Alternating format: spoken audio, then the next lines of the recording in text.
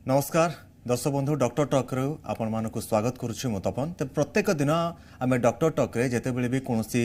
विषय वस्तु ऊपर आलोचना करू बा कोनोसी रोग संबंध रे आलोचना करि थाउ आमे अधिकांश समय रे एही रोगर उपचार किभली करा जाय किभली एहा थारु आपण दूरे रहि परिबे आपण निजको किभली सुरक्षित रखि परिबे ताहा ऊपर विशेष भाबरे गुरुत्व देइ थाउ तबे आजि मध्य सेही भली एक प्रसंग रहिछि बा सेही भली एक रोग संपर्क रे आजि मध्य आज डॉक्टर टॉक रे आमे आलोचना करिबा। भारत में होइथिबा एक अध्ययन अनुसार प्राय 1.3% व्यक्ति अपस्कार रोगरे पीड़ित 1.3 कोटी व्यक्ति यह द्वारा पीड़ित किंतु मात्र 29 लाख लोकंकर चिकित्सा संभव हो पारुछि। अपस्मार रोगरे आक्रांत 1 कोटी व्यक्ति हुएत परीक्षा कराई नथांते किंबा औषध खाई चिकित्सा प्राप्त करिवार सुजोग मध्य पाई नथांते। यह सहित सचेतनतार अभाव एवं यह पाई मन भितर थिबा भूल धारणा जोगु एही स्थिति विषय रे एक खराब धारणा मध्य लोकंक मन को आसी थाए। अपस्मार हेउछि एक स्नायुगत रोग बा व्याधि जेउथिरे लोक माने बारंबार निजर चेता हराई थांती बा बेहोश हो जाई थांते फिट्स मध्य मारिबा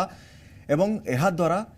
अस्वाभाविक आचरण रोगी भितर देखा देई थाए। संवेदनशीलता एवं बेले बेले किछि न जानि परिबा मध्य एहार किछि लक्षण मध्यरु गोटिए। तेबे अपस्मार रोग हेबार कारण हेउछि जे अपस्मार रोग मुख्यतः मस्तिष्क रे ट्यूमर मुंडरे आघात संक्रमण स्ट्रोक किंबा आनुवांशिक अवस्था बा हेरिडेटरी रोग जोगु मध्य एहा होइताई पारे बा जदि आपनकर वंशरे काहाकू अपस्मार रोग रहिछि बा एपिलेप्सी रोग रहिछि तेबे ताहा मध्य आपनकू हेबार संभावना मध्य अधिक रही है। तथापि उभय वयस्क एवं पिलामानक पई 70% पर्यंत अपस्मार रोगरे कौनसी निर्दिष्ट कारण निर्धारण करा जाय पारे नाही। तबे साधारण गुड़िक क्षेत्र जदि आमे देखिबा औषध ठीक समय न खाइबा अधिक चिंताग्रस्त हेबा डिप्रेशन रहिबा हार्मोन परिवर्तन हेबा अत्यधिक मद्यपान करिबा धूमपान करिबा मादक द्रव्य सेवन करिबा निशा सेवन करिबा अपस्मार रोगर यह हेउछि मुख्य लक्षण सबु। आहरी सबू आलोचना करबा किभली रोग ठर आपण दूरे रही पारिबे लक्षण कौन केमिति आपण ए रोगर चिकित्सा करिवे आम सहित अछंती स्वास्थ्य विशेषज्ञ डॉक्टर सूर्य चौधरी आम सहित सीधासलख जोड़ी जाइछंती। सर आपन को स्वागत करूछि जी ओडिसा को। डॉक्टर चौधरी जदि हम देखिबा ए अपस्मार रोग बा एपिलेप्सी कौन ए रोग देखंतु अपस्मार रोग किबा एपिलेप्सी एटा गोटे ब्रेन रोग जदि आम ब्रेन भितरे मनुष्यर ब्रेन रे जदि किछि अबनॉर्मल डिस्चार्ज हेइथाय आम मनुष्यर गोटे नॉर्मली फंक्शन करिबा लागि मस्तिष्क ता भितरे विभिन्न प्रकार स्नायु थाए किबा न्यूरॉन्स थाए जोटा कि किछि गोटे इलेक्ट्रिकल डिस्चार्ज किबा गोटे इलेक्ट्रिकल इंपल्स माध्यम रे सेटा भलो भाबरे काम करिथाय। जदि एही इलेक्ट्रिकल डिस्चार्ज आमे ताकू डेफिनेशन हिसाब रे आमे कहू अबनॉर्मल एक्सेसिव हाइपरसिंक्रोनस माने अबनॉर्मल डिस्चार्ज हबो अत्यधिक डिस्चार्ज हबो एवं ब्रेन रे जेमति एटा डिस्चार्ज ता उठे माने सिस्टमैटिकली प्रोग्रेस करे जदि सिस्टमैटिकली प्रोग्रेस न कला केना विभिन्न ब्रेन रो विभिन्न जगह रे विभिन्न लोब अछि तेणु विभिन्न लोब रे हमर जो डिस्चार्ज हुए ब्रेन भितरु सेमति लोब हिसाब रे जो प्रोग्रेस करे तो ब्रेन ता भलो भाबरे काम करे किंतु जदि से डिस्चार्ज ता अबनॉर्मल हला अत्यधिक हला एवं जदि ताको भितर सिंक्रोनस न रहिला माने ठीक से ताको जतिपात न पड़िला तो सेही केस रे हमकु एपिलेप्सी अटैक हेइथाय किंबा सीजर आमे कहिथाउ प्रथम अटैक ताकू आमे सीजर कहिथाउ जदि दुई रु अत्यधिक अटैक हेइथाय सेटा आमे एपिलेप्सी कहिथाउ। तेणु एटा हो जे ब्रेन जनित रोग किंतु आमे देखिचे प्रायतः सारा विश्व रे 5 कोटी पाखापाखि लोग एपिलेप्सी रोग किंबा अपस्मार रोग रे पीड़ित अछंती एवं सेथुरु प्राय 1 कोटी आम भारत रे अछंती समग्र जदि विश्व कथा देखिबा प्राय 5 भागे आम भारत रे लोक एपिलेप्सी रोग रे पीड़ित अछंती। आमे एटा को विभिन्न जगह रे विभिन्न राज्य रे एटा विभिन्न प्रकार नाम देइथांती साइंटिफिक टर्म मेडिकल आमे एटा एपिलेप्सी कहिथाउ सीजर कहिथाउ किछिटा लोकल लैंग्वेज जाको फिट्स कुआ जाए मिर्गी कुआ जाए बात कुआ जाए तो मूर्छा हवा कुआ जाए एमती विभिन्न प्रकार ना दिया जाए। तेणु ना जहाँ भी होना कहीं एटा गोटे ब्रेन रे किछि गोटे अबनॉर्मल डिस्चार्ज हवा द्वारा ए रोगटा होता कि लोक एथरे पीड़ित होता। तेणु आपन तो बहुत गोटे गुरुत्वपूर्ण कारण कहले। तेणु आम ये प्रथम जाना जे रोगटा होता है कौन पे कि क्या रोग होता है कहवाक गले जो मैंने अत्यधिक छोट पिला अच्छा 2 वर्ष रु कम किंबा 60 वर्ष अधिका जो माने पूरा जो आम जो मनुष्यर जो अच्छी आम लाइफ टाइम जो अच्छी जो माने अत्यधिक छोट होता है कि अत्यधिक बुद्ध होता है से बेसी अटैक देखा देता है किंतु प्रायतः कहवा गले जन्म ठू आरंभ कर मृत्यु पर्यंत कौन समय ए रोग देखा देता है। एवं सबुठु गुरुत्वपूर्ण है ए रोग रोग जति डेंजर नुहे रोगर साइड इफेक्ट कि रोगर जो माने जो काम जो समय हुए सेटा हूँ सब बड़ जिनस এইটা আমি এপিলেপসি রোগটা গোটে পারক্সিজিমাল আমি ইভেন্ট কইতাও তা মানে এইটা কিছু ক্ষণ পাই হেইଥାଏ এইটা বেশি সময় রহি নথায় প্রায়তঃ ଆପଣ ଦେଖିବାକୁ গলে 80 ରୁ 90% কেস রে এটা ম্যাক্সিমাম 2 মিনিট পর্যন্ত রোগটা রহিଥାଏ এবং 2 মিনিট পরে বডির সিস্টেম ଅଛି ଯୋଉଟା କି ଆପେ ଆପେ ସେ ରୋଗଟାକୁ କଣ୍ଟ୍ରୋଲ କରି ଦେଇଥାଏ କିନ୍ତୁ କିଛି ଜାଗା ଏଇଟା ଅତ୍ୟଧିକ ସମୟ ରହିଥାଏ ଯୋଉଠି କି ଘାତକ କିମ୍ବା ବହୁତ କିଛି ଆମ ମଣିଷ ଶରୀରରେ ଡ୍ୟାମେଜ କରିଥାଏ तबे डॉक्टर चौधरी एटी आउटे कथा मते जानिबा जे ए रोगर जदि हमें देखिबा मुख्य कारण कोन आगो को जानिबा हमें आगो को आहुरी आलोचना करबा केते प्रकार रहिछि ए रोगर लक्षण केते प्रकार आसी थाए वेरिएंट कोन कोन सब रहिछि केते विभाग रे याको विभक्त करा जाय थाए किंतु प्रथम जानिबा जे यार कारण कोन ए रोग मनुष्य देहरे देखा देबार मुख्य कारण कोन प्रथम जिनस आम कहबा जदि छोट पिला कथा नबा प्रायतः मैक्सिमम जगह रे मु गोटे कहीदेबा चाहिए एपिलेप्सी रोग 50% केस रे ए रोगर कारण जना न थाए 50% एटा इडियोपैथी कहि थाउ जार कारण जना न थाए 50% केस रे यार कारण जना थाए तेणु बहुत जगह रे आमे विभिन्न प्रकार टेस्ट कला पर एपिलेप्सी कारण आमे पाइ न थाउ सेटा आमे इडियोपैथी कहि थाउ एवं आउ जहा 50% जगह रहिला सेठी मुख्य कारण भितर मु कहबी पिला माने क्षेत्र मु कहबी जदि पिला माने जन्म होला बेले जदि ब्रेन भितर को कोनोसी समय रे ठीक से रक्त सप्लाई हेई न थाए किबा ब्रेन भितर को ऑक्सीजन ठीक सप्लाई हेई न थाए तो ब्रेन रो किछि अंश गोटे अबनॉर्मल भाव में ग्रोथ करता है जोटा कि पिला को किछि क्षति करे नै पिला नॉर्मल हेई थाई पारे किंतु ताकू मझरे मझरे फिट अटैक हेई थाए तेणु बहुत जगह आम एटा देखिछु प्रेगनेंसी रिलेटेड कॉम्प्लिकेशन जदि गर्भवती हवा समय माँ को कौन इन्फेक्शन होता है कि ठीक से एंटीनेटल चेकअप न होता है किंबा पिला जन्म होला बेले ऑब्स्ट्रक्टेड लेबर होता है पिला सेतिकी कोन इन्फेक्शन होते जोटा पिला को जन्म होला पिला शीघ्र कांदी नथिबो किंबा शीघ्र रेस्पोंड करि नथिबो किछि समय पई ता ब्रेन को ऑक्सीजन हो किंबा ब्लड सप्लाई नथाय जोटा हमें पेरिनेटल इंजरी बोली कहताउ सेटा गोटे मुख्य कारण रहउची पिला मानको बारंबार अटैक होबार द्वितीय जिनस रहउची जदि हमें बुद्ध वयस को पळेबा जेमते हमें आगुरु आलोचना करला स्ट्रोक भी किंबा ब्रेन को ब्लड सप्लाई कमी दिबा किंबा ब्रेन क्लॉट होबा भी गोटे फिट्स रो किंबा सीजर होबा मुख्य कारण यह को छाड़ी देले जदि ब्रेन कोनोसी कारण संक्रमित हेइथाय ब्रेन रे इन्फेक्शन हेइथाय मेनिंजाइटिस हो एन्केफालाइटिस हो विभिन्न प्रकार रोग अछि किछि बैक्टीरियल इन्फेक्शन हो फंगल इन्फेक्शन हो किंबा आज का दिन आपण कोविड-19 कथा भी कहंतु किंबा डेंगू कथा भी कहंतु ए सब रहिला मुख्य कारण ब्रेन ते इन्फेक्शन हे कि फिरसाटा होबार तापर कारण हम रहिला हेड इंजरी जदि हम मुंड माड़ हो जाय बहुत जगह हम देखिछु मुंड माड़ हो जाय लोक जना न थाए लोक मुंड माड़ हो गला किछि गोटे माइनर इंजुरी हेतिबो लोक जना नथिबो काहे कि ना ए समय तो फिट्स अटैक हुए बहुत लोकर सीटी किंबा एमआरआई नॉर्मल थाए काना एटा गोटे एते माइक्रो मॉलिक्यूलर लेवल जो प्रॉब्लम ता हुए जोटा कि साधारणतः धरिबा किंबा डायग्नोसिस करिया कष्टकर हेइथाय तेणु मुंड मारवा समय किछिटा क्षति हेइथाय जोटा लोक जानि पाइ नथांती किंतु परवर्ती मुते तांको बारंबार फिट्स अटैक आसीथाय किंबा आपण जन कहले मुंड कैंसर हो किंबा ट्यूमर हो ए सब जिंस ले हेइथाय सबटु लास्ट कारण हम जदि दिबा एटा होचोटे जेनेटिक एपिलेप्सी भी हेइथाय प्राय 5% केस रे जेनेटिक किंबा जदि फैमिली रे आपन बापा माँ भाई भौणी क्या जदि फिट्स रोग अछि त आपन को भी फिट्स रोग देखा दे पारे कम बयस तो एगुड़ा हूँ तार मुख्य कारण एवं जदि आम आलोचना करबा सिम्पटम्स किंबा लक्षण विषय आम आलोचना करबा जेंति मु कहली ब्रेन भीतर गोटे अबनॉर्मल डिस्चार्ज हेले ब्रेन भितर अबनॉर्मल इलेक्ट्रिकल इंपल्स डिस्चार्ज हेले ए रोग होइता है तेणु आम जानिछे ब्रेन को आम प्राय दुई भाग में विभक्त करताउ गोटे मनुष्य ब्रेन दुईटा हेमिस्फीयर अछि दुई भाग अछि जदि फिट्स अटैकटा से जो इलेक्ट्रिकल डिस्चार्जटा जदि ब्रेन गोटे भागरु किंबा किछि अंशरु हेइताय सेटा आम फोकल सीजर कहिथाउ किंबा हमर जो आंशिक अपस्मार बोली कहिथाउ एवं जदि ब्रेन रो सबु जाक जगह अफेक्टेड हेइथाय किंबा नष्ट होए किंबा अबनॉर्मल इलेक्ट्रिकल हुए त हम एटा जनरलाइज सीजर किंबा संपूर्ण अपस्मार हम सेटा कहिथाउ तो दुई भाग रे साधारणतः विभक्त करा देता गोटा होची फोकल एपिलेप्सी गोटा होची जनरलाइज एपिलेप्सी किंतु जेमति मु कहतली किछिटा जगह रे हमको कारण जणा न थाए से जगह रे हम एटा को तृतीय भाग रे विभक्त करथाउ जोटा को हम अननोन एपिलेप्सी बोली कहिथाउ तेणु एबे ए जो फोकल एपिलेप्सी कथा कहतु किंबा जनरलाइज एपिलेप्सी कथा कहतु सेमानकर विभिन्न विभक्त अछि विभिन्न प्रकार तांकर लक्षण अछि विभिन्न प्रकार तांकर गुण अछि विभिन्न प्रकार सिम्पटम्स अछि तेणु जदि हमें प्रथमे कहबा चाहिबा फोकल एपिलेप्सी हो किंबा जनरलाइज एपिलेप्सी हो फोकल एपिलेप्सी साधारणतः डेंजर नुहे कहीं एटा बहुत कम समय पे आसी थाए ଏବଂ ଲୋକମାନଙ୍କର କିମ୍ବା ଯୋଉ ରୋଗୀ ମାନଙ୍କୁ ଆଟାକ୍ ହେଇଥାଏ निश्चित भाव ସେମାନଙ୍କ डॉक्टर चौधरी एटी आउटे कथा मध्य देखिबा वर्तमान जदि आमे देखिबा आमे विभिन्न रोग संपर्क रे आगुरु मध्य आलोचना करिछे मस्तिष्कर विभिन्न रोग तार लक्षण किभଳି भाबरे मस्तिष्क रे रोग प्रतिरोधक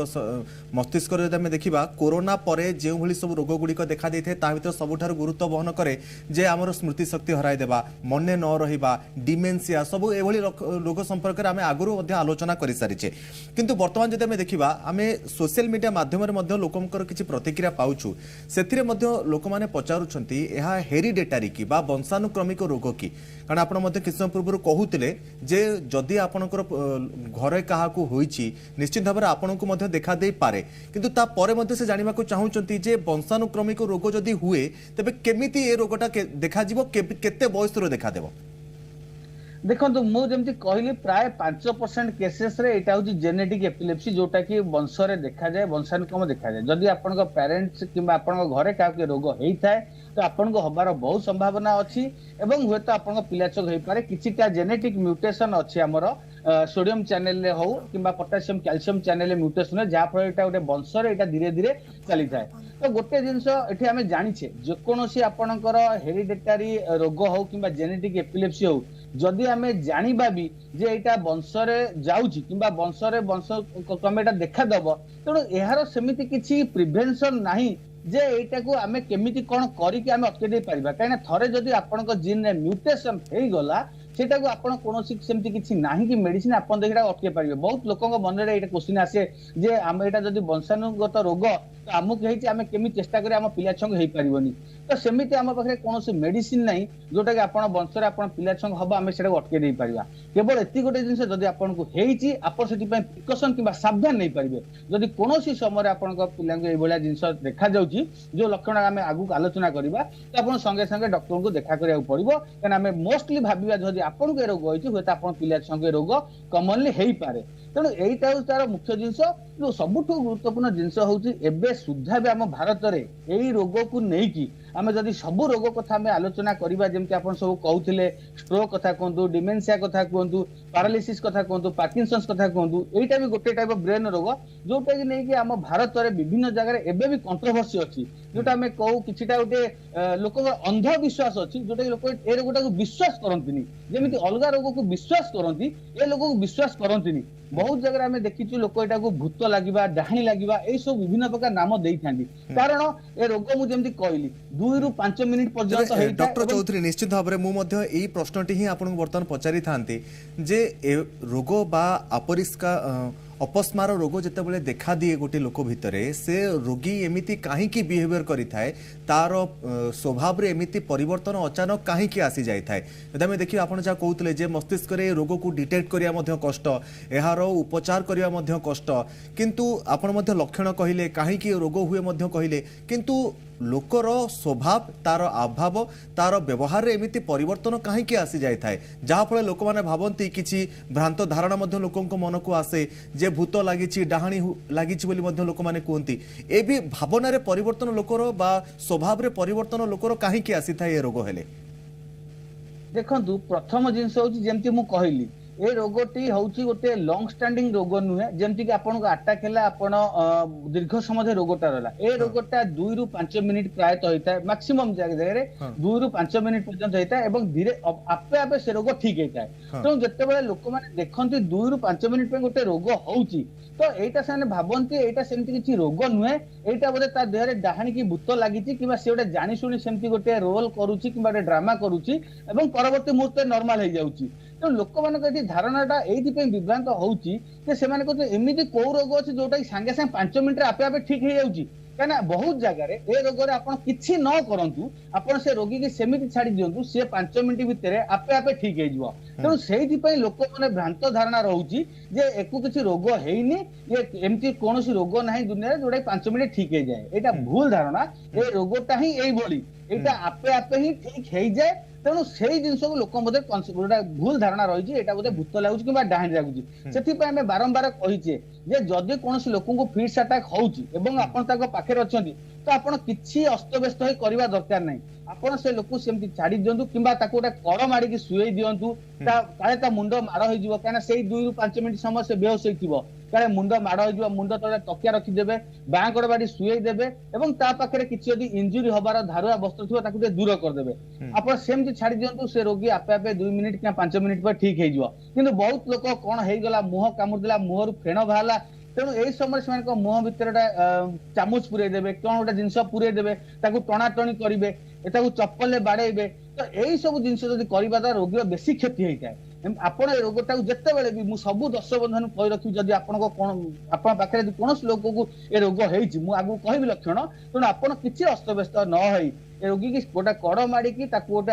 ଏକାନ୍ତ ଜାଗାରେ ଯେମିତି ଆରାମରେ ସାଧାରଣ ଯଦି ବାୟୁ ଆସିପାରୁଥିବ, ଏୟାର ଆସିପାରୁଥିବ, ଓପନ ଏୟାର ଉପରେ ଛାଡିଦେବେ, ଆପେ ଆପେ ଠିକ ହେଇଯିବ। ତେଣୁ ଆମକୁ ପ୍ରଥମେ ଜାଣିବା ଦରକାର, ଆପଣ ଏ ରୋଗ ଚିହ୍ନିବେ କେମିତି, ଜାଣିବେ କେମିତି। ସବୁଠୁ ଇମ୍ପୋର୍ଟାଣ୍ଟ କଥା ମୁଁ କହିଲି, ଏ ରୋଗ ପ୍ରଥମ ତାର ଡାଇଗ୍ନୋସିସ୍ କରାଯାଏ ଯେ ଏଇଟା ଗୋଟେ ହଉଛି ଆପେ ଆପେ ଠିକ ହବା ରୋଗ। 2 ମିନିଟ୍ ଭିତରେ କିମ୍ବା 5 ମିନିଟ୍ ଭିତରେ ଆପେ ଆପେ ଠିକ ହେଇଥାଏ। ବହୁତ ଜାଗାରେ ଏଟା ଯେତେ 5 ମିନିଟ୍ରୁ ଅଧିକା ରହିଥାଏ ସେଟା ଆମେ ଏଟା ଡେଞ୍ଜର ବୋଲି କହିଥାଉ କିମ୍ବା ଷ୍ଟାଟସ୍ ବୋଲି କହିଥାଉ। ତେଣୁ ବିଭିନ୍ନ ପ୍ରକାର ଲକ୍ଷଣ ରହିଛି। ପ୍ରାୟତଃ ସାଧାରଣତଃ 80% କେସେସରେ ଆମେ ଜାଣିଛେ ଯୋଉଟା ଆମେ ମିର୍ଗି ଆଟାକ୍ କହୁ, ସେଟାକୁ ଆମେ ଜିଟିସିଏସ୍ କିମ୍ବା ଜେନେରାଲାଇଜ୍ ଟନିକ୍ କ୍ଲୋନିକ୍ ସିଜର କହିଥାଉ। ସେ ସମୟରେ କଣ ହୁଏ, ମଣିଷର ହାତ ଗୋଡ ସବୁ ଯାକ ବଙ୍କା ହେଇ ଥରିବା ଆରମ୍ଭ ହୁଏ, ଟ୍ରେମ୍ବଲିଂ ହବା ଆରମ୍ଭ ହୁଏ ଏବଂ ଲୋକର ମୁହଁ ବଙ୍କା ହେଇଯାଏ, ତା ଆଖି ଚଢିଯାଏ, ତା ମୁହଁରୁ ଫେଣ ଫେଣ ବାହାରେ ଏବଂ ହଠାତ୍ ତା ଝାଡା ପରିସ୍ରା ହେଇଯାଏ ଏବଂ ସେ ପୁରା ବେହୋସ ଷ୍ଟେଜରେ ଥାଏ, ଯୋଉଟାକି ଆମେ ଜିଟିସିଏସ୍ ବୋଲି କହିଥାଉ। ପ୍ରାୟତଃ 2 ମିନିଟ୍ ରହେ ଏବଂ ଆପେ ଆପେ ସେ ରୋଗ ଆପେ ଆପେ କିଛି ସମୟ ପରେ ଠିକ ହେଇଯାଇଥାଏ। ଏଇଟା ହଉଛି ସବୁଠୁ ଇମ୍ପୋର୍ଟାଣ୍ଟ, ଯୋଉଟାକି ଆମେ ଲ୍ୟାଣ୍ଡମାର୍କ ଏ ଡିଜିଜ ଲ୍ୟାଣ୍ଡମାର୍କ ବୋଲି କହିଥାଉ, ଜେନେରାଲାଇଜ୍ ସିଜର କହିଥାଉ। ଆଉ ଯୋଉଥିରେ ଆପଣ ଦେଖୁଥିବେ ଲୋକ ପୁରା ହାତ ଗୋଡ ପୁରା କମ୍ପିକି ପୁରା ଥରୁଥିବେ, ପୁରା ହାତ ଗୋଡ ବେଣ୍ଡ ହେଇଯାଇଥିବ, ଥରୁଥିବେ, ମୁହଁ ବଙ୍କା ହେଇଥିବ, ବେକ ବଙ୍କା ହେଇଥିବ, ଆଖି ଚଢି ଯାଇଥିବ। ଏଇଟା କମନ ରୋଗ। ତାପରେ ଆଉ କିଛିଟା ତାର ଲକ୍ଷଣ ରହିଛି, ଯଥା ଆପଣ ଜାଣିବେ ଗୋଟେ ଲୋକ କିଛି ସମୟ ପାଇଁ ଭୁଲିଯିବା, ହଠାତ୍ ଆପଣ ଦେଖିବେ 30 ସେକେଣ୍ଡ ପାଇଁ, ମିନିଟ ପାଇଁ ସେ କିଛି ଜିନିଷ ଜାଣିପାରୁନି, ଆପଣ ପାଖରେ ଅଛି, ଆପଣଙ୍କ ସହିତ କଥା ହଉଛି, ହଠାତ୍ 1 ମିନିଟ୍ ସେ ପୁରା ନିଶ୍ଚବ ହେଇଗଲା, କିଛି କହିପାରିଲାନି, କିନ୍ତୁ ଅଟୋମେଟିକ ମିନିଟ ପରେ ସେ ସବୁ ଜିନିଷ କହିବା ଆରମ୍ଭ କଲା। ଏଇଟା ଗୋଟେ ତା ଲକ୍ଷଣ। ଦ୍ୱିତୀୟ ଜିନିଷ, ଲୋକ ଯାଉଛି ହଠାତ୍ ପଡି ଯାଉଛି, but after 1 minute, 1 minute 2 minute ପରେ ସେ ନିଜେ ନିଜେ ଉଠି ପୁଣି ଚାଲିବା ଆରମ୍ଭ କରୁଛି। ସଡନ ଚାଲୁଥିବେ, ପୁରା ନର୍ମାଲ ଲୋକ ସଡନ ପଡିଯିବେ, ପୁଣି ଉଠି ଚାଲିବା ଆରମ୍ଭ କରିବେ। କିଛି କୋଉଠି ସେମିତି କାରଣ ନାହିଁ, ସାଙ୍ଗେ ସାଙ୍ଗେ ମିନିଟେ 2 ମିନିଟ୍ ପାଇଁ ଅତ୍ୟଧିକ ହସିବା ଆରମ୍ଭ କରିବେ, ଅତ୍ୟଧିକ କାନ୍ଦିବା ଆରମ୍ଭ କରିବେ, ଗୋଟେ ଜାଗାରେ କେମିତି ସ୍ତବ୍ଧ ହେଇ ଚାହିଁକି ରହିବେ କିମ୍ବା ଗୋଟେ ଗୋଟେ ଜାଗାରେ ହଠାତ୍ କିଛି ନଥିବ ଆଖି ମିଟି ମିଟି କରିବା ଆରମ୍ଭ କରିବେ କିମ୍ବା ଯେତେ ଫୋକସ କହୁଥିଲେ ଗୋଟେ ଜାଗାରେ ହାତ ଗୋଡ ହଠାତ୍ ଥରିବା ଆରମ୍ଭ କରିବ। ତେଣୁ ଯେକୌଣସି ସିମ୍ପଟମ୍ସ ହେଇପାରେ, ସିଏ ତାର ମେମୋରି ଲସ୍ ଠୁ ଆରମ୍ଭ କରି ହାତ ଗୋଡ ଥରିବାଠୁ ଆରମ୍ଭ କରି ଇଆଡୁ ସିଆଡୁ କଥାବାର୍ତ୍ତା କରିବା କିମ୍ବା ପୁରା ବଡି ଥରିବା, କନଫ୍ୟୁଜନ ହବା, ଏମିତି ହଉଛି ବିଭିନ୍ନ ପ୍ରକାର ଲକ୍ଷଣ ଫିଟ୍ସ ଥାଇପାରେ, କିନ୍ତୁ ସେଗୁଡା ସବୁ ଅଟୋମେଟିକ 2 ମିନିଟ୍ ଭିତରେ ସେ ସବୁ ରୋଗ ଠିକ ହେଇଯାଇଥାଏ। ତେଣୁ ଯେତେବେଳେ ଆପଣ ଏଇଭଳିଆ ଜିନିଷ ଆପଣ କୌଣସି ରୋଗୀଙ୍କୁ ଦେଖୁଛନ୍ତି, ବହୁତ ଜାଗାରେ ଆମେ ଦେଖିଥାଉ ଏମିତି ମାଇନର ସିମ୍ପଟମ୍ସ ଥାଏ, ଯୋଉଥିରେ ହଠାତ୍ ଲୋକ କନଫ୍ୟୁଜନ ହେଇଯିବ, ମିନିଟେ 2 ମିନିଟ୍ ପାଇଁ କନଫ୍ୟୁଜନ ହେଇଯିବ, କଣ କହୁଥିବ, ତାପରେ ଅଟୋମେଟିକ ନର୍ମାଲ ହେଇଯିବ। ସେ କହିବ, ତା ସବୁ ମନ ଥିବ କି ମୁଁ ମିନିଟେ 2 ମିନିଟ୍ ପାଇଁ କଣ ବୋଧେ ମତେ ହେଇଗଲା, ମୁଁ କିଛି ଜାଣିପାରିଲିନି। ଆମେ ସେ ସମୟରେ ଗୋଟେ ଇଗ୍ନୋର କରିଥାଉ, ହଁ ଏଇଟା ବୋଧେ ଏମିତି ଆମ ଆଗରେ ଡ୍ରାମା କରୁଛି କି ବୋଧେ କଣ ତା ମୁଣ୍ଡରେ ଗୋଟେ କଣ ପଶି ଯାଇଛି କି ଟେନସନ ପାଇଁ ହେଇଛି, କିନ୍ତୁ ସେଇ ଜିନିଷ ହିଁ ବେଳେ ବେଳେ ଫିଟ୍ସ ଆଟାକ୍ ହେଇଥାଇପାରେ ଏବଂ ପରବର୍ତ୍ତୀ ମୁହୂର୍ତ୍ତରେ ସେଟା ଯେତେ ସିଭିୟର ହୁଏ, ଏଇଟା ଫୋକାଲ ଆରମ୍ଭ ହେଲା, ଯେ ସିଭିୟର ଏଇ ଜେନେରାଲାଇଜ ହୁଏ, ତ ସେଇ କେସରେ କଣ୍ଡିସନଟା ବେଶୀ ବିଗିଡିଥାଏ। ତେଣୁ ଆମକୁ ପ୍ରଥମରୁ ଜାଣିବାକୁ ପଡିବ, ଯେ ଫୋକାଲ ସମୟରେ ରହୁଛି, ଫୋକାଲ ସିଜର ଟାଇମ ରହୁଛି, ଜାଣିବାକୁ ପଡିବ,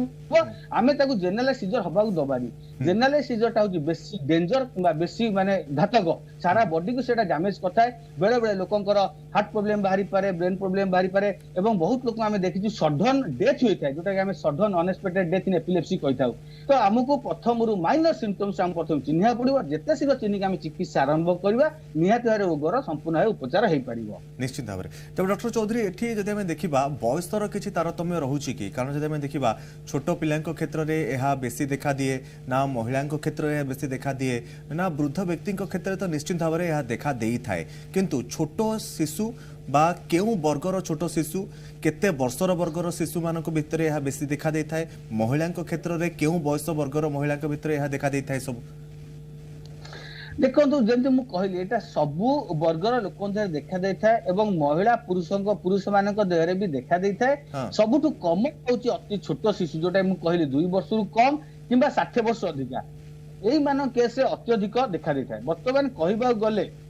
आम भारत में प्रति 1000 जन रु 5 जन को फिट्स रोग अच्छी कि एपिलेप्सी रोग अच्छी जो थे जोटा कि आम जापना कि सर्भे जना पड़े प्रति 1000 जन 5 जन हूँ फिट्स रोग अच्छी किंतु जब आम शिशु मान देखा कि वृद्ध लोक देखा से जिनसा 1000 जदि 5 हुए से जिनसा 1000 रु 30 हो जाए। तेणु जहाँ भी हेले शिशु कि वृद्ध मान अधिका देखा जाए किंतु मु कहबी कौन वर्गर लोक कौन बयस महिला कि पुरुष मानू यहाँ सामान भाव में रोगटी होता है तार खाली कारण अलग अलग होता है। जदि मुझे कहली शिशु मान रोग देखा जाए तो आम से बाथ डिफेक्ट कि जन्म है पिलार किसी गोटे ब्रेन डैमेज हबार कि पेरिनाटाल इंजुरी हबार एस्पेक्सिया ऑक्सीजन शॉर्टेज हबार कारण होता है। वृद्ध लोक आम से भावी था कि ब्रेन ट्यूमर होता है कि ब्रेन क्लट कि स्ट्रोक होता है। जदि आम देखा मध्यम भाग युव वर्ग लोक देखा मुख्यतः केस हूँ बहुत इडियोपैथी थाए युव मान केस आम कारण शीघ्र पाऊना आम जोटा मुझे कहती 50% केसेस इडियोपैथिक कारण मिलेनी सेटा प्रायतः युव गोष्ठी पाखे देखा देपारे नहीं विभिन्न प्रकार रिसर्च चली जेनेटिक एपिलेप्सी यहाँ गोटे युव मान यहाँ गोटे मुख्य कारण जदि को फैमिली क्या अच्छी तो से अति कम बयस भी देखा दे पारे ता छड़ा इन्फेक्शन हेले देखा जाए। महिला मान क्षेत्र में यहाँ को आम जो काटामिनाल एपिलेप्सी बोली गोटे कही साधारणतः जो पीरियड होता है मेंस्ट्रुअल समय ए रोगटा बेसी देखा था कि सबुठ गोटे चैलेंजिंग जिनस आम पाखे आसी पहुंची प्रेगनेंसी विथ एपिलेप्सी जोटा कि महिला माने गर्भधारण कला समय से अत्यधिक एपिलेप्सी देखा दूसरी सेटा भी गोटे मुख्य कारण हो पाए महिला मान देहरे। तेणु आमको एवं विभिन्न बयस नहीं कि विभिन्न सिम्पटम्स नहीं कि तार आम कारण खोजी था कौ लोक को कौन कारण हो पारे किंतु स्पेशल आमर चैलेंज एवं हूँ ओमेन विथ एपिलेप्सी जो महिला मानू गर्भस्थ महिला मानू एपिलेप्सी होता है से केस ट्रिटमेंट करिया बेसी डिफिकल्ट होता है कहीं प्रायतः सब मेडिसिन किसी ना किसी साइड इफेक्ट थाए जोटा पिला मानक ऊपर पड़ता है। तेणु से केस रे जोटा हमर strong medicine powerful medicine epilepsy control करिवार आमे साधारणतः महिला मानक देई पारि न थाउ कहीं पिला मानक देरे किछि ना किछि खराब प्रभाव पड़ी थाए। तेणु सेटा एबे आमे चैलेंजिंग विषय और यहाँ को नहीं कि मेडिकल साइंस रे आगु बहुत रिसर्च चली बहुत नुआ नुआ मेडिसिन भी डेवलप कलानी। तेणु आमे टोटाल उपर देखा को बयस लोक एपिलेप्सी हो पारे आमको खाली प्रथम डायग्नोसिस करार अच्छी कि चिन्हबार अच्छी जहाँ एपिलेप्सी रोग होती आम यथाशीघ्र ट्रिटमेंट आरंभ करवा केबे हेले एटा को कॉम्प्लिकेटेड करबा को दबा नहीं जदि कॉम्प्लिकेटेड हुए परमानेंट ब्रेन डैमेज हवा सहित लोक मृत्युवरण करिवार भी आशंका रहउची। हां तबे डॉक्टर चौधरी जदि जने व्यक्ति थरे बा दुई थर जदि कौन कारणवशतः से चेताशून्य हो जाउछि तार चेता चली जाउछि बा फिट्स मारुछि ताहले कोन एपिलेप्सी हेबार लक्षण रहिछि कि? निश्चित भाव बहुत बढ़िया क्वेश्चन पचारे गोटे लोक साधारणतः सडन से अनकॉन्शियस हो जाउछि सडन बेहोश हो जाउछि आपण देखुचंती नॉर्मल काम करछि से सडन बेहोश हो जाउछि एई जिंसटा हम पे बहुत चैलेंजिंग हे थाई पारे जदि से बेहोश होउछि एवं ता हाथ गोड़ थरिबा मुह बंकीबा पाटिरु फेण बाहरिबा आखि ऊपर चढ़ी जिबा ए सब प्रकार किसी सिम्पटम्स देखा दउछि तो एटा साधारणतः एपिलेप्सी भाबी थाउ किंतु खाली लोक बेहोश हो जाउछि हाथ गोड़ किसी मूवमेंट होउनी 2 मिनिट कि 5 मिनिट पे बेहोश हो जाउछि आपे आपे तापर तार होश पळे आसुछि तो एठी हमको एपिलेप्सी डायग्नोसिस करा डिफिकल्ट होइथाय पारे काना विभिन्न प्रकार रोग रहिछि जोथरे कि लोक सडन बेहोश हे कि पुन सडन तांकर सेंस पळे आस्ता पारे जथा मु कहबी एपिलेप्सी भलिया पाखा पाखी रोग जोटा हम एटा सिंकोप कहबा ट्रांजिएंट इस्केमिक अटैक कहबा एई दुईटी रोग प्रायतः एपिलेप्सी सहित सब बेले कन्फ्यूजन होता है एवं तीनटा जाक रोग एपिलेप्सी हो सिंकोप हो ट्रांजिएंट इस्केमिक अटैक हो ए तीनटा रोग लोक सांगे सांगे बेहोश होइकि सांगे सांगे सेंस पळे आसे तीनटा जाक रोगर कारण अलग तांकर ट्रीटमेंट भी अलग जदि आमे भूल डायग्नोसिस कोनोसी रोग रे कले तो निहात भारे आगु को विपद अछि ओटा लोक जीवन पाई तेणु आमको प्रथमे डायग्नोसिस करिवार डायग्नोसिस करा रहउची जे ताको कोन हेइची तेणु जदि कोनोसी मोमेंट रे देखुचंती आपण बेहोश हो जाउचंती किबा आपण आख पाखरे कोनोसी बंधु बांधव कि आख पाख लोक कौन सांगे सांगे बेहोश हो जाती निश्चित भाव में गोटे मेडिकल इमरजेंसी आप सांगे सांगे गोटे नहीं न्यूरोलोजी कि स्नायु रोग विशेष आप देखा करूँ जहाँ भी रोग होता है विभिन्न प्रकार टेस्ट अच्छी इन्वेस्टिगेशन अच्छी बहुत एडवांस इन्वेस्टिगेशन भी आजिकल आसीगला जहाँफल आम इमिडिएट रोगटा को चिन्हिबा एवं तार चिकित्सा आरंभ करिबा। आज्ञा निश्चित भाव तेज ये गोटे कथा मुझे ए अपस्कार रोग संपर्क आम विषय टी खोलताड़ करूँ जो इंटरनेट में सर्फिंग करूँ से गोटे कथा मुझे जाना पाइली जे पुरुषों तुलन में महिला मान क्षेत्र में रोग टी कम देखा दे था पुरुषों क्षेत्र में यह रोग होबार लक्षण अधिक देखा दे था ए रोग आनुवांशिक प्रवृत्ति द्वारा 30 ରୁ 40% 100% रु 30 ରୁ 40% व्यक्ति क्षेत्र में एपिलेप्सी रोग जहाँ भी देखा दे था से 30 ରୁ 40% आनुवांशिक हेरिडिटारी रही है पुरुषों क्षेत्र में कहीं अधिका रोगर देखा देवार कारण रही देखो पुरुषों देह अधिका एक नारी मान देखा जाए नारी मान पाखे किछिटा हार्मोन अच्छी जोटा कि एपिलेप्सी रु प्रोटेक्शन दे थाए से माने एपिलेप्सी रो मात्राटा बहुत मात्रा कमी जाई थाए तेणु आमे भी देखिचु बहुत नारी माने अछंती जो मानको एपिलेप्सी थाए किंतु तांकर बयस आपे आपे हेला परे बयस बढ़िला परे कि प्रेगनेंसी हेला परे किछि गोटा बॉडी रे हार्मोनल चेंजेस पळे आसे जा पर तांको देरे रोगोटा एते सिवियर हुए नै किबा अपतने कमी जाए पुरुष मानको देरे एथि पे सामान्य मात्र अधिका देखा जाए जे एई रोगर किछि ना किछि गोटे इफेक्ट हमर नॉर्मल सोशल लाइफस्टाइल भी किछि ना किछि गोटे इफेक्ट रहउची हमर हमें जानि छी हमर जो सब कारण मु कहली कि जेनेटिक कारण छाडी देला परे बहुत अलग कारण अछि जोथा कि ब्रेन भितरे एब्नॉर्मल डिस्चार्ज करि पारे तथा आपनकर जदि निशा एडिक्शन रहिला जोटा गोटे इंपोर्टेंट जिंस पुरुष मान पई जदि आपन रेगुलर ड्रिंकिंग हैबिट क्या स्मोकिंग हैबिट थाए सेटा भी गोटे किबा जे कोनोसी आपन बड़ कारण मध्ये होई पारे आज्ञा निश्चित भाबे डॉक्टर चौधरी टिके एठी मु अटकेबी आपन कारण वर्तमान समय होइछ एक छोटो ब्रेक पय रहउछु ब्रेक परे मध्ये हम संपर्क रे आलोचना करिबा आनुवांशिक रोग एपिलेप्सी निश्चित भाबे रहउछि 30 ରୁ 40% व्यक्ति क्षेत्र में रोग मध्ये देखा देउछि पुरुषों क्षेत्र में अधिक देखा देउछि आगो को आहुरी दिग प्रति आलोचना करबा रोगर कौन कौन आउ सब लक्षण देखा देउछि किभली रोग ठार आपण दूरे रहि परिबे से संपर्क आलोचना करबा वर्तमान समय होइछ एक छोटो कमर्शियल ब्रेक रो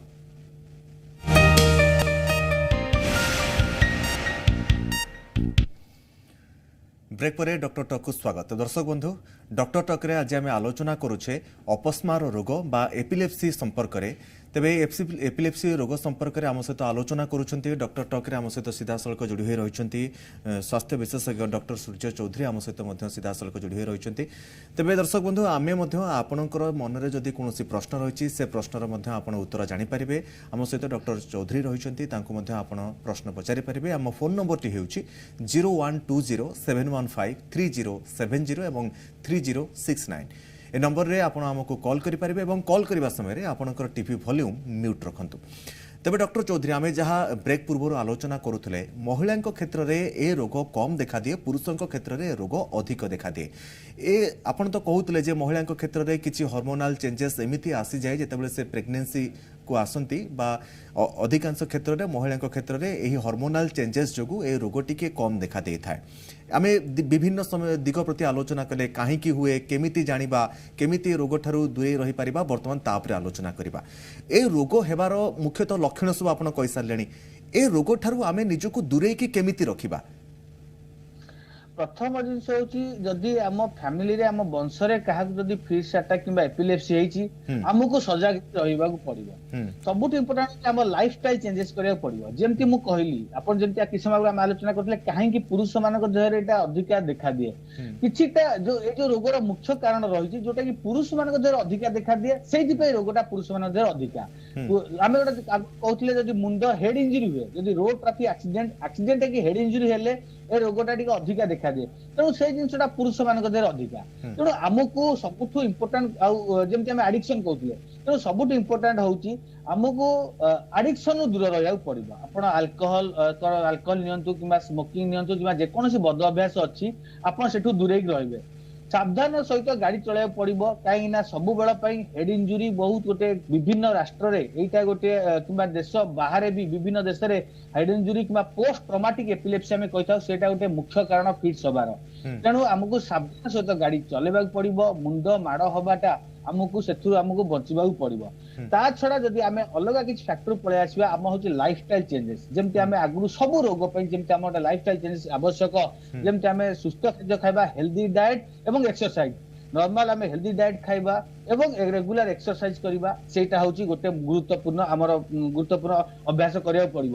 ରାତି ଅନିଦ୍ରା ହେବାଟା ଆଭଏଡ କରିବାକୁ ପଡିବ। ବହୁତ ଜାଗାରେ ସ୍ପେଶିଆଲି ମୁଁ କହିବି ଆମ ଦେଶରେ ଆମ ରାଜ୍ୟରେ ଯୋଉମାନେ ରାତି ଅନିଦ୍ରା ବେଶୀ ହୁଅନ୍ତି ସେମାନଙ୍କୁ ଗୋଟେ ଟ୍ରିଗର ଏପିଲେପ୍ସି ହୁଏ ଯୋଉଟା କି ସେମାନଙ୍କ ବେଶୀ ଦେଖାଦିଏ। ତେଣୁ ରାତି ଅନିଦ୍ରା ନିହାତି ଆମକୁ ଆଭଏଡ କରିବାକୁ ପଡିବ କାହିଁକିନା ଏପିଲେପ୍ସି ରୋଗ ହଉଛି ଯଦି ବ୍ରେନ ଭିତରେ ଆବନର୍ମାଲ ଏକ୍ସେସ ଡିସଚାର୍ଜ ହୁଏ। ତେଣୁ ଆମକୁ ମିନିମମ୍ 6 ରୁ 8 ଘଣ୍ଟା ଶୋଇବାକୁ ଯେମିତି ଆମ ବ୍ରେନ ଟା ଶାନ୍ତ ହେଇକି ଗୋଟେ ରେଷ୍ଟ ନବ। ଯଦି ବେଶୀ ପ୍ରେସର ବ୍ରେନ ଦବା ପୁଣି ଏଗେନ୍ ଆବନର୍ମାଲ ଏକ୍ସେସ ଡିସଚାର୍ଜ ହବ। ଏବଂ ଅତ୍ୟଧିକ ସମୟ ଟିଭି ଦେଖିବା, ମୋବାଇଲ ଦୂର ରହିବା, ସିଷ୍ଟମ, କମ୍ପ୍ୟୁଟର, ଲାପଟପ୍ ଏସବୁ ଜିନିଷରୁ ଆମକୁ ଦୂର ରହିବାକୁ ପଡିବ।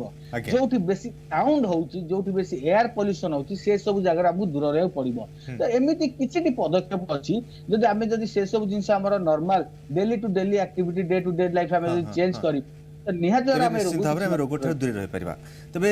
ଦର୍ଶକ ବନ୍ଧୁ ପ୍ରଥମ କଲ୍ ଆପଣ ଆମକୁ କରିଛନ୍ତି ଜଣେ ଦର୍ଶକ ବନ୍ଧୁ ତାଙ୍କ କଲ୍ଟି ନେଇଯିବା ଏବଂ ପରବର୍ତ୍ତୀ ସମୟରେ ଆଗକୁ ମଧ୍ୟ ଆହୁରି ଆମେ ଆଲୋଚନା କରିବା ଏ ରୋଗର ଆହୁରି ସବୁ କ'ଣ ରହିଛି ଯାହା ମାଧ୍ୟମରେ ଆମେ ଏ ରୋଗଠାରୁ ଦୂରେଇ ରହିପାରିବା କିଭଳି ଚିକିତ୍ସା କରାଯିବ। ପ୍ରଥମ କଲର ଆମକୁ କଲ୍ କରିଛନ୍ତି ତାଙ୍କ କଲ୍ଟି ନେଇଯିବା। ସ୍ୱାଗତ କରୁଛି ଜି ଓଡ଼ିଶାକୁ। ଆପଣଙ୍କର ଶୁଭ ନାମ କୁହନ୍ତୁ ଏବଂ ପ୍ରଶ୍ନ ରଖନ୍ତୁ। ହ୍ୟାଲୋ ସାର୍ ମୁଁ ଆଲୟ ପ୍ରଧାନ କହୁଛି। ଆଜ୍ଞା ବରଗଡ଼ରୁ। ମୋ ବଡ଼ ଭାଇଙ୍କ ବୟସ ହେଉଛି 26 ବର୍ଷ ଆଉ ତାଙ୍କର ଅପରେସନ ହେଇଛି ଏପିଲେପ୍ସିର ସର୍ଜରୀ ହେଇଛି। ଆଜ୍ଞା ଆଜ୍ଞା ତ ତାହା ଏବେ ସମ୍ପୂର୍ଣ୍ଣ ଭାବରେ ଠିକ ହେଇନି। ତ ଆଗକୁ କ'ଣ ପଦକ୍ଷେପ ନେବୁ? ଆଉ ଡକ୍ଟର ଆମକୁ କହିଥିଲେ ଯୋଉ ଗାମା ନାଇଫ୍ ରେଡିଏସନଟା ସେଇଟା କେତେ ଫଳପ୍ରଦ ଅଛି? ଆଜ୍ଞା ନିଶ୍ଚିତ ଭାବରେ ଆମ ସହିତ ଡକ୍ଟର ଚୌଧୁରୀ ମଧ୍ୟ ରହିଛନ୍ତି। ଆପଣ ସିଧାସଳଖ ତାଙ୍କ ସହିତ କଥା ହୋଇପାରିବେ। ଦେଖନ୍ତୁ ବହୁତ ବଢିଆ କ୍ୱେଶ୍ଚିନ୍ ପଚାରିଲେ। ତାଙ୍କର ଅଲରେଡି ଏପିଲେପ୍ସି ସର୍ଜରୀ ହେଇ ସାରିଛି।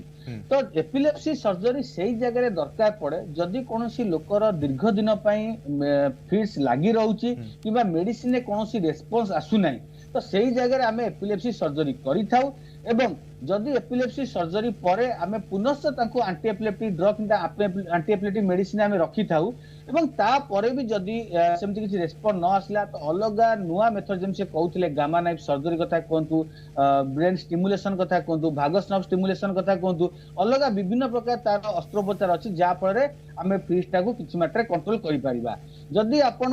ପ୍ରାୟ 70 ରୁ 80% କେସେସ୍ ଆମେ ଦେଖିଛୁ ମେଡିସିନ ଦ୍ୱାରା ଏଇଟା ଭଲ ହେଇଯାଏ। କିନ୍ତୁ ପ୍ରାୟତଃ 20-30% କେସ୍ରେ ଆମକୁ ସର୍ଜରୀ ଦରକାର ପଡିଥାଏ ଯଦି ବ୍ରେନରେ ସେଇଭଳିଆ କିଛି ଗୋଟେ ସିଭିୟର ଡ୍ୟାମେଜ ହେଇଥିବ। ତେଣୁ ଯୋଉଭଳିଆ କହୁଛନ୍ତି ତାଙ୍କ ସର୍ଜରୀ ହେଇସାରିଛି। ତେଣୁ ମୋ ମତରେ ଏବେ କିଛି ଦିନ ଆପଣଙ୍କୁ ଆଣ୍ଟି ଏପିଲେପ୍ଟିକ୍ ମେଡିସିନ କିମ୍ବା ଯୋଉ ଫିଟ୍ସର ମେଡିସିନ ଅଛି ସେଇଟା କଣ୍ଟିନ୍ୟୁ କରିବାକୁ ପଡିବ। ଯଦି ଆପଣ 3 କିମ୍ବା ତାଠୁ ଅଧିକା ଫିଟ୍ସ ମେଡିସିନ ନେଲା ପରେ ଆପଣଙ୍କୁ କଣ୍ଟ୍ରୋଲ ହଉନାହିଁ ତ ଏଗେନ୍ ଆପଣଙ୍କୁ ଗାମା ନାଇଫ୍ ସର୍ଜରୀ ଯିବାକୁ ପଡିବ କିମ୍ବା ତାର ଯୋଉ ଅଲଗା ଟେକ୍ନିକ ଅଛି ଭାଗସ୍ ନର୍ଭ ଷ୍ଟିମୁଲେସନକୁ ଆପଣଙ୍କୁ ଯିବାକୁ ପଡିବ। ତେଣୁ ଯଦି ସର୍ଜରୀ ହେଇସାରିଛି ମୋ ମତରେ ଏବେ ଆପଣ ମେଡିସିନରେ ଟ୍ରାଏ କରନ୍ତୁ ଏବଂ ତାପରେ ରିକରେଣ୍ଟ ସର୍ଜରୀ ତାପରେ ଆପଣ ଗାମା ନାଇଫ୍ ସର୍ଜରୀ ଯିବେ। ତ ମୁଖ୍ୟତଃ ଆପଣ କୌଣସି ନ୍ୟୁରୋଲୋଜି ପରେ ଯେହେତୁ ଏଟା ଗୋଟେ କମ୍ପ୍ଲିକେଟେଡ କେସ୍ ଅଲରେଡି ସର୍ଜରୀ ଆପଣଙ୍କ ହେଇସାରିଛି ତ ନିହାତି ଭାବରେ ଆପଣ ନ୍ୟୁରୋଲୋଜି ପରାମର୍ଶ କରି ଆପଣ ଆଗକୁ କ'ଣ ପଦକ୍ଷେପ ନେବେ ଡିସାଇଡ କରିବେ। ନିଶ୍ଚିତ ଭାବରେ ଆଉ ଜଣେ କଲର ମଧ୍ୟ ଆମକୁ କଲ୍ କରିଛନ୍ତି ତାଙ୍କ କଲ୍ଟି ମଧ୍ୟ ନେଇଯିବା। ସ୍ୱାଗତ କରୁଛୁ ଜି ଓଡ଼ିଶାକୁ। ଆପଣଙ୍କର ଶୁଭ ନାମ କୁହନ୍ତୁ ଏବଂ ପ୍ରଶ୍ନ ରଖନ୍ତୁ। ନମସ୍କାର। ଆଜ୍ଞା ମ୍ୟାଡାମ ନମସ୍କାର। ଆପଣଙ୍କର ଶୁଭ ନାଁ କୁହନ୍ତୁ ଏବଂ ପ୍ରଶ୍ନ ରଖନ୍ତୁ। ମୋ ନାଁ ସୁନିତା, ମୁଁ ଭୁବନେଶ୍ୱରରୁ କହୁଛି। ଆଜ୍ଞା ସୁନିତା ମ୍ୟାଡାମ ଆପଣଙ୍କର ପ୍ରଶ୍ନ ରଖନ୍ତୁ। ଆମର ଗୋଟେ ପାଖରେ ପିଲାରେ ଅଛି, ନବମ ଶ୍ରେଣୀରେ ପାଠ ପଢୁଛି ଆଉ ତାର ବେଳେ ବେଳେ ଏମିତି ଫିଟ୍ସ ମାରୁଛି, ସେ ପଡି ଯାଉଛି, ପାଟିରୁ ବାଟ ବାହାରୁଛି ଆଉ ପାଣି ପକେଇଲେ ତା ଟିକେ ହୋସ ଆସୁଛି। ଆଜ୍ଞା ହଁ ସେ ପିଲାର ବୟସ କେତେ ହେବ ମ୍ୟାଡାମ? ନବମ ଶ୍ରେଣୀରେ ପଢୁଛି। ଆଜ୍ଞା ଆପଣ କ'ଣ ଜାଣିବା ପାଇଁ ଚାହୁଁଛନ୍ତି? ଏଇଟା କଣ ପାଇଁ ହଉଛି ତାର ଏଇଟା? ଆଜ୍ଞା ନିଶ୍ଚିତ ଭାବରେ ଡକ୍ଟର ଚୌଧୁରୀ ଭଲ କ୍ୱେଶ୍ଚିନ୍ ପଚାରିଲେ। ଏଇଟା ତ ଯାହା ମୁଁ ଏବେ କିଛି ସମୟ ଆଗରୁ ଆମେ ଆଲୋଚନା କରୁଥିଲେ ତପନ ବାବୁ, ଏଇଟା ଯଦି ପିଲା ଏମିତି ବେହୋସ ହେଇ ପଡି ଯାଉଛି କିଛି ସମୟ ପାଇଁ ଏବଂ ପାଣି ମାରିଲେ ହୋସ ଆସୁଛି ସେଇଟା ନୁହେଁ, ତାର ଆପେ ଆପେ ଯେମିତି ମୁଁ କହୁଥିଲି 2 ମିନିଟ୍ ପରେ ସେ ଆପେ ଆପେ ହୋସ ଆସିଯାଏ। ତେଣୁ ଆପଣ ସେଠି ଭୁଲ କରନ୍ତୁନି ତାକୁ ପାଣି ମାରିବା କି ତାକୁ ପାଣିରେ ଗାଧେଇ ଦେବା କି ତାକୁ ପାଣି ଦେବା, ସେଠି ପିଲାର ବେଶୀ କ୍ଷତି ହେଇପାରେ। ଆପଣ ଯଦି ସେ ପିଲାକୁ ଛାଡିଦେବେ ସେ ଆପେ ଆପେ ହୋସକୁ ପଳେଇ ଆସିବ, କିଛି ପାଣି ମାରିବା ଦରକାର ନାହିଁ। କିନ୍ତୁ ସବୁଠୁ ଗୁରୁତ୍ୱପୂର୍ଣ୍ଣ ଜିନିଷ ହେଲା ଯଦି ଏମିତି ବାରମ୍ବାର ଆଟାକ୍ ହେଲାଣି ତ ଏଟା ଏପିଲେପ୍ସି କି ଗଲାଣି ଏବଂ ଆପଣ ଯଥାଶୀଘ୍ର ଆପଣ ତାର ଟ୍ରିଟମେଣ୍ଟ ଆରମ୍ଭ କରିନିଅନ୍ତୁ। କାହିଁକିନା ଛୋଟ ପିଲା ଯଦି ଆଗକୁ ଏଟା ରେଜିଷ୍ଟାନ୍ସ ଏପିଲେପ୍ସି ହେଇଗଲା ଏବଂ ଯଦି ପ୍ରଥମରୁ ମେଡିସିନ ରେସ୍ପନ୍ସ ନ କଲା ତ ଆମକୁ ପୁଣି କମ୍ପ୍ଲିକେଟେଡ ଜାଗାକୁ ଯିବାକୁ ପଡିବ ଆପଣଙ୍କର ସର୍ଜରୀ ହଉ କିମ୍ବା ଷ୍ଟିମୁଲେସନ ହଉ ପୁଣି ଏମିତି ବିଭିନ୍ନ ପ୍ରକାର ଷ୍ଟେପ ଅଛି ତେଣୁ ଯଦି ଆପଣ ତାଙ୍କୁ ବାରମ୍ବାର ଆଟାକ୍ ହେଲାଣି ଆପଣ ଇମିଡିଏଟ ଆପଣ ଡାକ୍ତରଙ୍କୁ ଦେଖା କରନ୍ତୁ ଏବଂ ତା ଟ୍ରିଟମେଣ୍ଟ ଆରମ୍ଭ କରନ୍ତୁ ଏଇଠି ଗୋଟେ ଜିନିଷ ମୁଁ ତପନାକୁ କହି ରଖିବାକୁ ଚାହିଁବି ଏପିଲେପ୍ସି ଗୋଟେ ରୋଗ ଯଦିଓ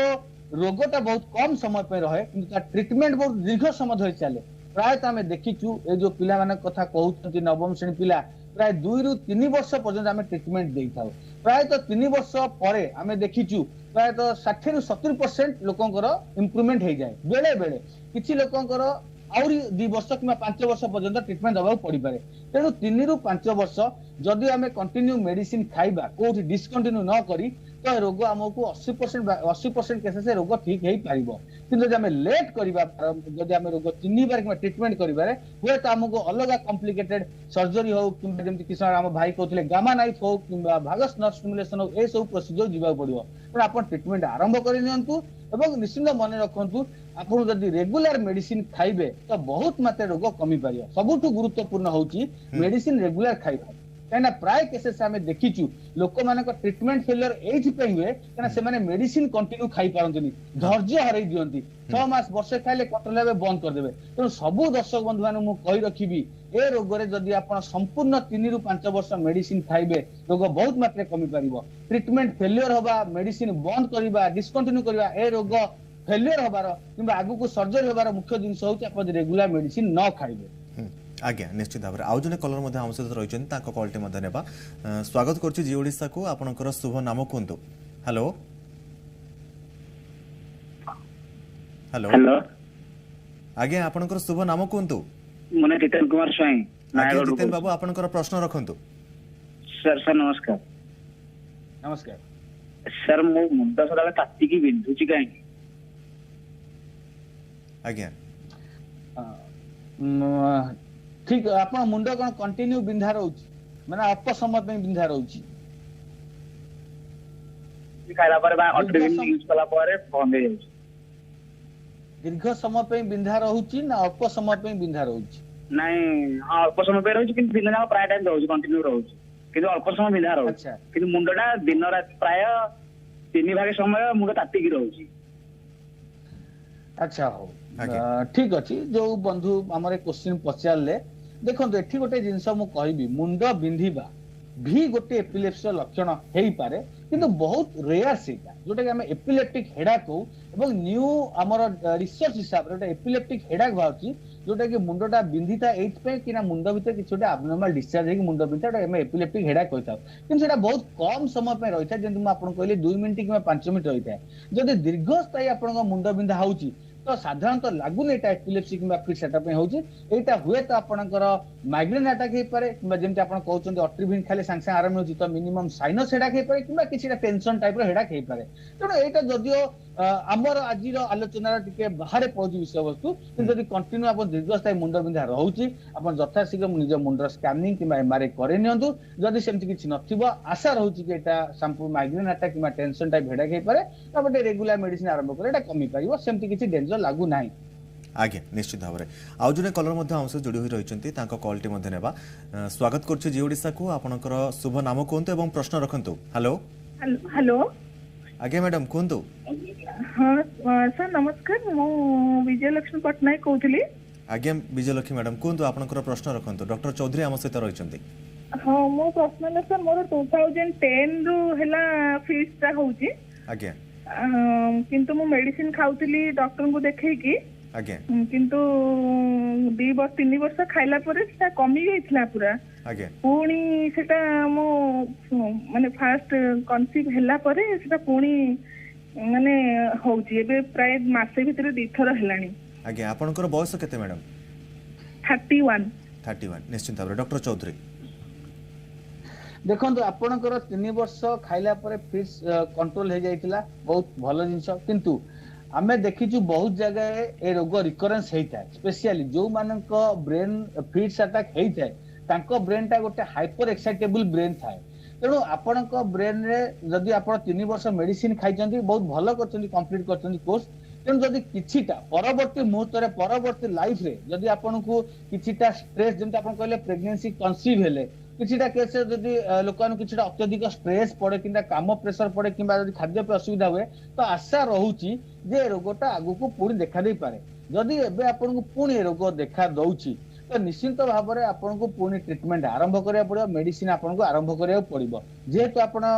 स्त्री लोक आप चाइल्ड बियरिंग एज अच्छा गोटे चैलेंजेबल जिनस आप सब मेडिसिन साधारणतः खाई पारे ना आपण किसी स्पेसिफिक मेडिसिन अच्छी जदि आप 2010 जो मेडिसिन खाई से आप खाई पारे ना तो आप किसी अलग स्पेसिफिक मेडिसिन दबा पड़ो एगेन आमको 2 ରୁ 3 वर्ष मेडिसिन कंटिन्यू करा पड़ो किंतु ता पूर्व देखी देवा पड़ो जेहेतु आपणकर फिस्टा पुणी रिकरेन्स होईची तो हुए तो किसी ना किसी ब्रेन भितर कारण रही पारे जदि ब्रेन रे सेमती किसी असुविधा थिबो आपनको निहाती भाव रे एबे आपनको एमआरआई ईजी करबा पड़िबो और प्रथम मुहूर्त एटा आपनको फिट्स अटैक हेतिला हुए तो हमें क्लिनिकली जज करी बिना टेस्ट रे हम एटा इडियोपैथी भाबी ट्रीटमेंट करू बहुत जगह रे 2-3 वर्ष ट्रीटमेंट पर ठीक हो जाए किंतु आपन पुणी रिकरेन्स हेची मेडिसिन कोर्स कंप्लीट होला परे तने एबे आपनको एमआरआई करिया पड़िबो देखिया पड़िबो ब्रेन रे सेमती किसी असुविधा अछि कि नाही जदि सेमती किसी असुविधा रहिला हमको सेही हिसाब रे ट्रीटमेंट करिया पड़िबो जदि सेमती किसी असुविधा नाही तो एगेन आपनको 3 वर्ष पुणी मेडिसिन कंटिन्यू करिया पड़िबो किंतु सबुठु गुरुत्वपूर्ण है आपण एबे स्ट्रेसफुल लाइफ रु आपको टिके दूर रहिया पड़िबो अत्यधिक स्ट्रेस नेबेनी खाद्यपेय रेगुलर रखिबे काहे आपण जीवन सहित आपण पिला जीवन अछि खाद्यपेय रेगुलर रखिबे राति रे कंप्लीट सोइबे अत्यधिक आपण स्ट्रेस किंबा शारीरिक मानसिक स्ट्रेस आपण अवॉइड करिबे आज्ञा निश्चित भाव में आउ जने कलर मध्य आम सहित रही कॉल टी नेबा स्वागत करुछि जी ओडिशा को आपनकर शुभ नाम कहते एवं प्रश्न रखंतु हेलो हेलो आज्ञा मैडम आपनकर शुभ नाम कहते एवं प्रश्न रखंतु हां सर जसना क्षीरा कहतली बलांगी डिस्ट्रिक्ट रे आज्ञा जोस्ना मैडम को आपनकर प्रश्न रखंतु हां सर मोर भी मुंड टिके टिके बिंदा हुए सर आज्ञा माने कि संध्या टाइम रे आज्ञा हां आपनकर को टिके आज्ञा आपनकर बयस केते हेबे मैडम हां सर एबी मोर बयसटा 27 सर 27 आगु पाखापाखि केते दिन हेबो एभली आपनकर मुंड बिंधा हेउची संध्या समय रे एटा बहुत दिन तो हबनी सर 1 ईयर पाखापाखि मझिरे छाड़ी देथिला आउ एबे कोठी को मु ट्रैवल करि देले माने कि मते घर को फिरु फिरु पूरा एते मुंड बिंधा माने कि कहंतिनी बहुत पूरा आज्ञा निश्चित भाव आम सहित डॉक्टर चौधरी अच्छा सहित आप सीधा साल कथा पारे डॉक्टर चौधरी आज्ञा सर आपणकर जमती मुंड बिंधा होउची एवं जो भले आपण एबे हमकु डिस्क्राइब कले अत्यधिक मुंड बिंधा होउची एवं आपणक एज रे एटा गोटे माइग्रेन लक्षण बोली जाना पड़ुची एपिलेप्सी भलिया जाना पड़ू नाही बहुत लागुनी एटा एपिलेप्सी बोली एटा आपनको माइग्रेन नै थाई पारे आपण माइग्रेन ट्रीटमेंट आरंभ करंतु एवं आपण जो माइग्रेन प्रोफाइलाइसिस रहुची किबा तार जदि हम जोटा कंटिन्यू प्रिवेंटिव थेरापी हम दबा जदि आपण रेगुलर के मेडिसिन आरंभ करिवे तो निहाती भाव में रोग भल होई परिबो तेणु आपण जदि एते दिन हेलानी आपण इमिडिएट डॉक्टर को साक्षात करंतु एवं ट्रीटमेंट आरंभ करिनंतु आउ बेसी दिन एटा गड़ीबा दियंतुनी पुणी जदि क्रॉनिक माइग्रेन रेजिस्टेंस माइग्रेन हे जिवो ताले पुणी आगु को बेसी असुविधा हे पारे तो आपनकर एटा माइग्रेन भय लागु तो आपण ट्रीटमेंट आरंभ करिनंतु आज्ञा निश्चित भाव में आउ जने कलर मध्य आम सहित रही प्रश्नटी नेबा स्वागत करुछि जी ओडिशा को आपनकर शुभ नाम कहते एवं प्रश्न रखंतु हेलो हेलो आज्ञा सर आपनकर शुभ नाम कहते एवं प्रश्न रखंतु हेलो आज्ञा सर आपनकर प्रश्न रखंतु एवं शुभ नाम कहतु नकुल नायक आज्ञा नटवर बाबू आपनकर प्रश्न रखंतु नकुल नायक आज्ञा आपनकर प्रश्न रखंतु आपनकर टीवी रो वॉल्यूम टिके म्यूट करि दियंतु फोन ने कथा होंतु हम सहित आपण ठीक रे कथा होई परिबे आपनकर प्रश्न रखंतु नटवर बाबू मुंड बिंदु के फाड़ी जा अधिक टाइम आज्ञा पाखा पाखी केते दिन हबो एभली बिंदुची बहुत दिन बाद बिंदु की आज्ञा कौन होला आज्ञा आपनकर बयस केते हबो आज्ञा कौन चाहिए आज्ञा डॉक्टर चौधरी मु बोधे भाबुची डॉक्टर चौधरी आपण किछ समय पूर्व जो प्रश्न उत्तर देउथले सेही भली ही लक्षण देखा देउची हाँ निश्चित भाव देखु दीर्घ दिन धरी मुंड बिंधा होउची लागी रहउची तो साधारणतः एटा एपिलेप्सी रोग किंबा तार लक्षण नुहे मु जेंति बारंबार आगुरु आपनक सहित आलोचना करूथली जे एपिलेप्सी ओटे शॉर्ट टर्म रोग मैक्सिमम बहुत जगह 2 मिनिट भितरे किंबा किसी जगह 5 मिनिट 80 ରୁ 90% जगह 2 मिनिट पर्यंत रोग ठीक हो जाए एवं आउ 5% 10% जगह एटा प्राय 5 मिनिट पर्यंत रहे एवं बहुत रेयर एक रु 2% केस रे एटा 30 मिनिट पर्यंत रही पारे मु आज जाके एपिलेप्सी देखि नाही जो थरे 30 मिनिट रु ऊर्ध्व समय पर्यंत एपिलेप्सी कंटिन्यू रही छी या 30 मिनिट पर्यंत जदी एपिलेप्सी रहे सेटा हम स्टेटस एपिलेप्टिकस कहिथौ जो रोकर 30 मिनिट रु ऊर्ध्व एपिलेप्सी रहे से लोकंकर बंचिबार चांस कम सडन डेथ हे जाय तेणु तांको जो कंटिन्यू मुंड बिंधा रहउची एटा एपिलेप्सी रोग भळा लागुनी एगेन आपण आमे सेही जिंस कहबा एवं से जो गोटा पर्टिकुलर कहले अर्ध कपाळी मुंड बिंधा सेटा गोटे माइग्रेन लक्षण हो पारे किंतु बयस तांकर 45 हेलानी तेणु 45 वर्ष माने आमे जानि छे माइग्रेन हबार समय होची 20 रु 40 वर्ष यदि 40 वर्ष पर आपन को पूरा माइग्रेन भला सिम्पटम्स भी होची अर्ध कपाळी बिंधा होची तथापि भी हमको मुंड निज मुंडर स्कैनिंग किबा एमआरआई करे नबा कथा जदि सेमिति किछि मुंडरे ब्लॉकेज नाही किबा किछि इन्फेक्शन किबा ट्यूमर किबा क्लॉट नाही तो निहात भारे माइग्रेन हे पारे एवं आमे माइग्रेन ट्रीटमेंट आरंभ करिबा आगे निश्चित भाव में आउ जने कलर मध्य हम सहित रही कॉलटी नेबा स्वागत करुच्ची जी ओडिशा को आपनकर प्रश्न रखंतु हेलो हेलो आगे आपनकर शुभ नाम कोनते एवं प्रश्न रखंतु हां सर सुंदरगढ़ कोतली सुशील सजन मोना आगे आपनकर प्रश्न रखंतु सुशील सजन आगे प्रश्न रखंतु आपनकर मो भाई रो पुआ उठे अछि सर मो भाई रो उठे पुआ अछि आगे आपण प्रश्न रखंतु आपण टीवी रो वॉल्यूम म्यूट करंतु मो भाई रो उठे पुआ अछि आगे 3 वर्ष हो आगे कोमा था आगे आपण प्रश्न रखंतु आपण फोन ने कथा हुंतु टीवी रो वॉल्यूम म्यूट रखंतु जा फल रे कथा होई परिबा से बारंबार माने बेहोश हो जांती आगे बहुत बहुत बढ़िया क्वेश्चन पचारे आमे बहुत थर भी आलोचना कले 3 वर्ष बयस रु जेंति मु कहउथिली अति कम बयस रे 3 वर्ष बयस जदी बारंबार फिश अटैक होउची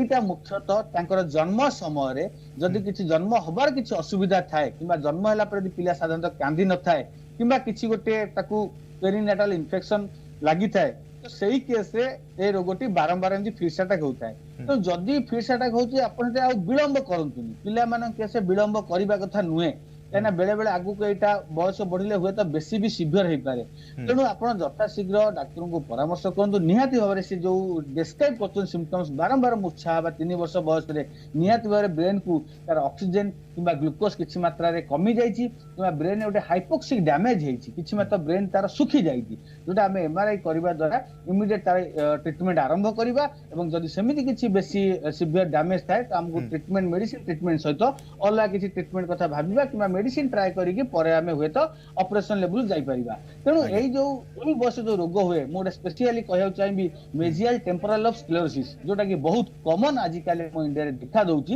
एवं एई तारे गोटा होची रेजिस्टेंस रोग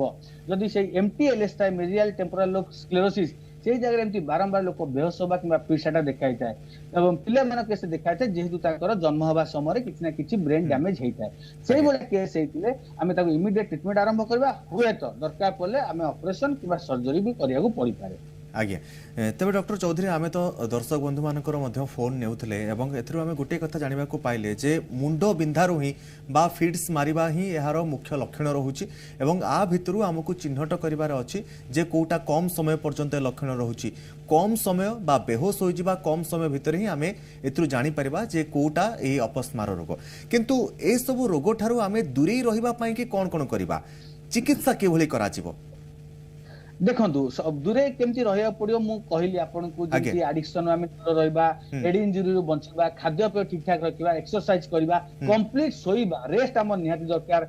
लाइट हो हमर जो ब्राइट लाइट होउची किबा जो लाउड साउंड हो सिस्टम रे दीर्घ समय काम करिया सेथु आमे दूर रहया पड़ियो किंतु एथरु बचिबा पई जो मानकु फिश अटैक अछि किबा जो लोक मानकु एपिलेप्सी अछि मेडिसिन खाउचंती एवं कंट्रोल भी अछि से मानकु मु गोटे जिंस कहबी तांको एपिलेप्सी बेसी क्षति करेनी जो समर एपिलेप्सी सेटा क्षति करे मन को आपण रास्ता रे जाउचंती आपण फिश अटैक आपण पड़ी गले एपिलेप्सी हुए तो 2 मिनिट पर ठीक हे जो किंतु से समय आपण एक्सीडेंट हे गला आपणकर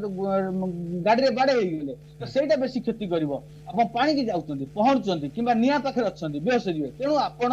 गाड़ी चलेबा आपण को निया पाखे रहिबा पानी पाखे रहिबा किबा जेतन सोटा रिस्क जगह उच्च बिल्डिंग रे रहिबा किबा जोटी धारुआ अस्त्र काम करबा ए सब जगह आपण दूर रहया पड़िबो जे पर्यंत आपण को एपिलेप्सी पूरा क्लियर न होई किबा जे पर्यंत आपण डॉक्टर कहि नांती कि you are free from epilepsy से पर्यंत आमको प्रिकॉशन रहा पड़ो। तेणु बारंबार मन रखु रोग जी भयंकर नुहे, रोगर जो पारिपार्श्विक असुविधा थाए तार पारिपार्श्विक जो सिचुएशन थाए सेटा बेसी क्षति करि पारे। द्वितीय जिनस कहबी आपन को मेडिसिन कंटिन्यू खाया पड़ो, जेंति मु कहउथली 2 रु 3 वर्ष पाखापाखि मेडिसिन खाया पड़ो एवं सेटा डॉक्टर ही डिसाइड करिवे काको 2 वर्ष काको 3 वर्ष काको 5 वर्ष दिया जिवो। तेणु सब बेल पई एटा गोटे chronic treatment, long term treatment. तेणु सब बेल पई आपण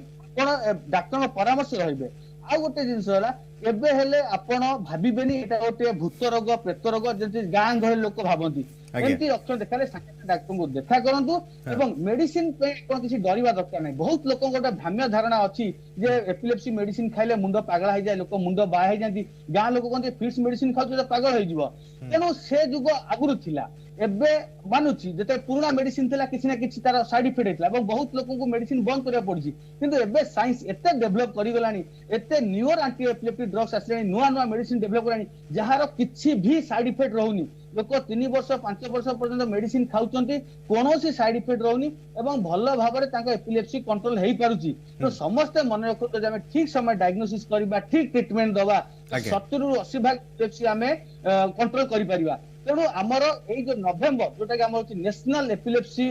मंथ रहउची किबा 17 नवेम्बर को हम epilepsy awareness day, national epilepsy awareness day करथिले। एई वर्ष आमर आह्वान रहिची केते शीघ्र आमे आम भारत को, इंडिया को एपिलेप्सी फ्री करिबा किबा सीजर फ्री इंडिया आमे केबे घोषणा करिबा सेटा समस्त टार्गेट बा दरकार। सेति पई आपण मानक सहयोग निहाती आवश्यक।